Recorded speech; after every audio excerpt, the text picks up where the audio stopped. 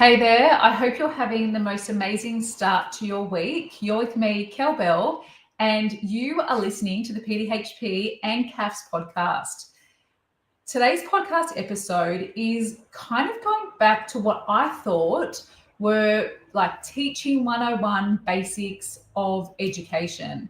We're going to unpack backwards mapping in PDHPE and what you can do today to make a really big impact on your students. And these conversations and tips and strategies kind of stem from last week. So last week, I was very lucky enough to head down to Sydney, to Homebush. We hosted a CAFS workshop at the New South Wales Rugby League Centre of Excellence. Great spot. Really looking forward to presenting there again, right in the heart of Homebush, Sydney Olympic Park.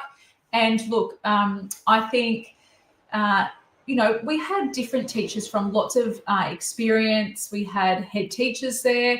We had a PDHP coordinator, head teacher, administration, very experienced senior teachers who have done HSC marking before. Some of them were also dance trained and are teaching HMS as well.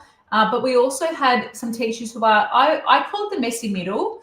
You know those years when you're like, okay, I'm not new anymore. Maybe about 8 to 10 years of teaching up my belt. We had quite a few teachers in that situation. And we also had brand new teachers, some early graduates who one of them has just finished their degree. The other one is still finishing their degree. So we had those guys on Friday. And then on Wednesday, I headed to my old stomping ground at Nagle College. I taught there for 14 years. You would have heard me speak about Nagle before. Karen Tillman was my coordinator for 14 years. And under her leadership and guidance, I flourished and developed into a really passionate PDHPE teacher. And it was so good to see Karen and her young staff back at Nagle. And look, Karen's taught there for some time. She won't probably want me to share how many years she's been teaching for and how long she's been at Nagle, but she is an absolute legend at Nagle. Everyone who has taught there before, including students, know of Karen. So I think she kind of underestimates the legacy that she's leaving at that school. Anyway, look, joined Karen. We spoke about HMS right at the end of the day, but the main chunk of our day was spending on CAFS. Anyway, her new staff have mixed experience. Two of the girls are, I think last year, same sort of thing. They were they were early career teachers. Were given a full load, but hadn't finished their degree yet. But this year's their first time teaching CAFS together. So it's really nice. Both of them are ex-students. One of them I did teach she was in my homeroom class, but her twin was in my PE. Anyway, they've got different experience. And I was sharing them with what I shared on the podcast last week and the week before about our pieces of the puzzle framework. And I'll share that to you guys again. And look, I'm very visual. So if you would love to see this in action, please make sure you head to our YouTube channels. But I love visuals, so hopefully that you can see that okay. And I was sharing this to them. Like I was kind of like going back to basics a little bit. And they're like, why didn't someone teach us this at uni? Like, why aren't we taught this? This was not just the graduates, but these were like teachers 20 years, 15 years up their belt. And I said to them, I don't know, like I'm not a uni lecturer, but this is practice, in the classroom. Anyway, this framework really unpacks my ideal lesson structure, and it's all the pieces of the puzzle that encompass a really good, positive lesson, really impactful lesson. And I don't know, they're like, well, I don't do the hook part. I don't even do the introduction. We go straight into content. So there's a big chunk of our lesson that we actually spend on that knowledge and understanding. We teach the content, but we're not actually telling the kids, A, where we're going with it, why we're doing it, what's the purpose of doing it. And then we're also not bringing it to life. And that's that layer of that application of content, actually applying what we're doing.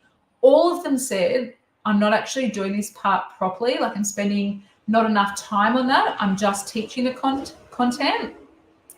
Some of them said they quickly whip through their reflection and wrap up. That kind of goes okay. And a number of them, especially the younger ones or less experienced, said, I'm not really checking for understanding. I'm just assuming that the kids are just understanding what we're actually going through. So what I'm sharing on my screen now, if you're watching the recording, you guys will get access to this if you head to thelearnet.com/backwards.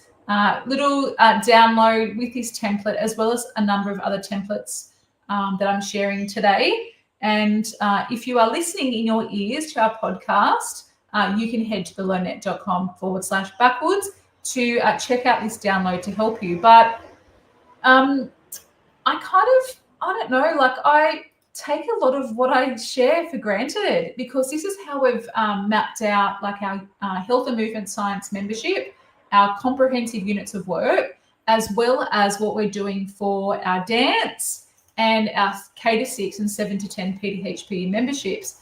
These are things that I personally take for granted, but obviously, you know, you only know what you know. And I said that to everyone on Wednesday and Friday, that there's lots of things that I do that is just part of my practice, because you learn things all the time that become part of your, you know, in your toolkit or your tool belt. My husband's a tradie. He's not a carpenter, but he's a plumber. Or to, you know, people say that feather in your cap. These are all things that you can add to your toolbox or to toolkit. So what I also shared with them was this idea of beginning with the end in mind. And I think, again, it's something that we definitely take for granted. And I said to them, look, you have to think of where you're going. Like, what is the actual purpose of this? So beginning with the end in mind. And this kind of stems from a lot of the work from Wiggins and McTighe. They created this book called Understanding by Design. It is very thick. It will take you lots and lots of weeks to get through. And a lot of these practices have kind of evolved over time from reading that book, putting it into practice, doing some research, doing my master's in educational leadership. All these things, and obviously that classroom practice, have created the educator of who I am and what I do. So I want you to really think about, when you're teaching this week, why am I doing this? Why am I actually teaching my kids like this? Or why am I actually teaching them this content? And yes, it's in our syllabus, but where does it fit within the big picture of the world? Like, you're teaching this, but then, like, where does it fit within what they're actually learning in life? I think that's part of it. We just pump through the content, you know, tick things off, learn about, learn to, focus areas, content questions, content points, and then we just move on. And we don't think, where is this connecting in the rest of our course? Where is this connecting with the big picture of life, of PDHP, of HMS or dance or CAPS or whatever we're teaching? And where are we actually going with all of this? Like, what's the purpose? Why? Why are we actually doing what we're doing? So when you're teaching your kids this week, I want you to think about that as you're planning, as you're preparing, as you're thinking about what you're actually doing with the kids. Why are we doing this? And the kids might ask you that, Miss, why are we actually learning about this? Sir, why are we doing it like this? And you have to have some pretty good reasons as to where it fits within the big picture. And Nat Littler and I, and also Lyndall from our K to 6 and 7 to 10 PDHP membership, are sharing lots of like templates and scaffolds with you guys on this. So inside our membership, inside our workshops, inside our K to 6 PDHP forum, we're going to be sharing these very simple yet very, very effective tools that you can literally use in your classrooms tomorrow to help get back to basics, to help get back to what we actually do with the kids. Because, you know, learning is meant to be engaging, learning is meant to be fun, and it's meant to be purposeful and intentional. But if we don't have a clear focus, then what the hell is the point? So I want you to really think about that. Like, What is the end game? What am I actually preparing them for and to do? Don't just say it's the HSC, because it's not just about that. Don't just say, oh, just to, meet the outcomes. It's not just about that. This, parts of the syllabus we're putting there for a reason. Where are we actually going with all of this? And what is the actual purpose behind what you're doing? And it's really time to think big picture, to think ahead, and to think with the end in mind. It is about that knowledge. It is about understanding that knowledge. It's about the skills we're teaching that to our kids, but it's also that lifelong learning that we're trying to actually encompass and embed in our classes. Because at the end of the day, what the hell is the point if we don't focus on all of these things? So I'll share these scaffolds and these ideas for you to think about. But you can head to the learnet.com/backwards to access this. Very quick download, and then you can obviously use that in your prep and planning. One of the other things that Wiggins and McTee talk about is to think about uncovering common mistakes. And I know certainly in our CAFS Collective membership, we've been working on that. Here's a common mistake. Here's a common misconception. What are we going to do about it? So they often talk about that to actually help the kids with those things, uncover potential misunderstandings, and uncover the questions, issues, assumptions, and grey lurking areas, because sometimes they're the things that aren't so obvious that we should really be unpacking. They also have frameworks and scaffolds around assessment, but of course, we need to be thinking about that when we're teaching, when the kids are learning, and when we're actually assessing them, not just summatively, they're formal assessments, but formatively as well. So getting the kids to transfer their knowledge, understanding, and skills is also that extra layer to that. And look, I love their work. Like I said, their book is massive. If you sat there and read it from cover to cover, you'd probably fall asleep. It's amazing what they offer, but it's a very thick textbook. And I really think, if you take the time, it will get you to think about these pieces of the puzzle, but it will also help you begin with the end in mind. So I really want you to think about this week. What what are your lessons going to look like? Where are you going with all of this? What is the actual purpose? And where are you going? Like, what is the intention? And what do you hope for the kids to achieve when you're going through all of this? So as I mentioned, giving you guys access to this little document, this PDF, you can get that at thelearnet.com/backwards. But it's time for you to think that just to take that couple of minutes, 5 minutes, to really think big picture, to think that, I'm teaching the kids all this stuff, but what am I actually intentionally doing? Like, what is the whole purpose behind all of this? And what is the grand plan? Because I think so much of the time we spend ticking off outcomes, ticking off learn about to learn twos, ticking off content points, but we forget, like, it was put in the syllabus for a reason. We have the power to make a massive impact on our kids. But we need to take a step back and think about, okay, where are we actually going with all of this? The knowledge, the understanding, the skills, and the assessment. In a couple of weeks, we're going to be doing a 3-part series where we unpack some of these big picture thinking skills. So keep an eye out for that. For primary and high school teachers of PDHP, we are offering a 3-part series to help you kind of have a bit of a reset in PDHPE, because I think we often just get so caught up in all the busyness and forget to really think, okay, where are we actually going? Like, what's the point? What is the actual point of all of this? So we'll share that with you guys very soon.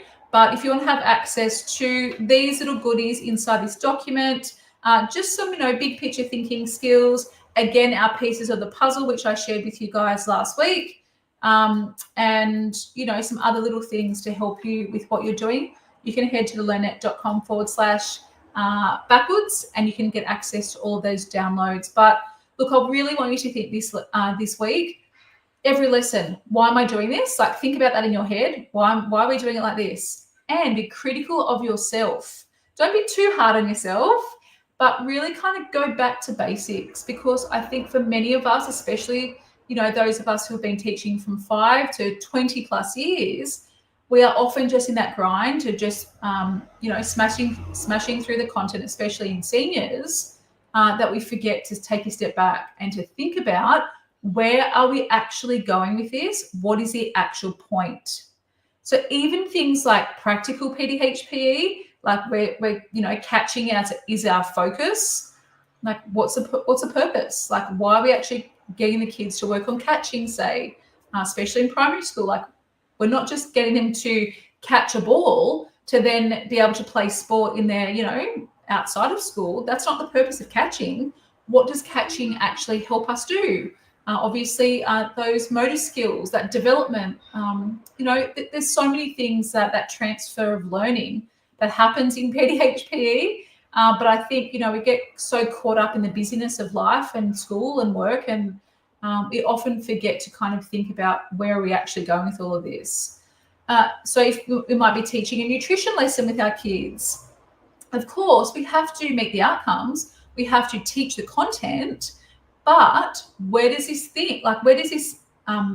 match, or where does this map to our real world? Of course, the kids are, being very intentional about what they're choosing to eat. Maybe their lunchbox, like what are they actually putting into their lunchbox that is, that's going to fuel their body for the day.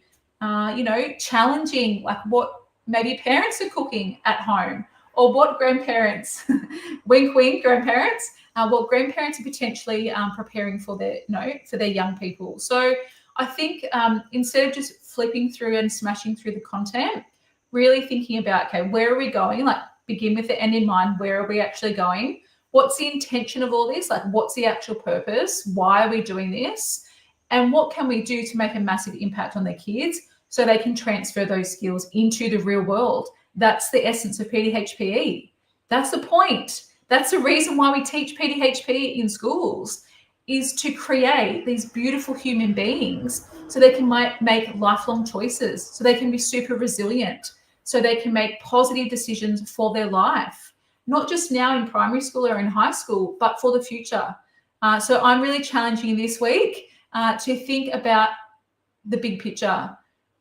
Think about the intentions of what you're doing and why you're doing it. So if you'd love a copy of the goodies that I've shared today, the learnnet.com/backwards. If you're a visual learner like me, you'll love the templates and scaffolds we're sharing. But if you would love to see a recorded version of this on our YouTube channels, Kelly Bell and pdhpe.net is where you can head. But I would love to have a further conversation with you about this offline, online still, but off the podcast. So come and say hi at kellybell.coach on Instagram, or our Facebook page, pdhpe.net, because I'm here to challenge you as a busy primary and high school teacher. And we're doing lots of things in the next few weeks to help you be the very, very best teacher that you can be teaching PDHPE. Thanks so much for listening to today, and I'll see you guys next week. Take care. Have the best week.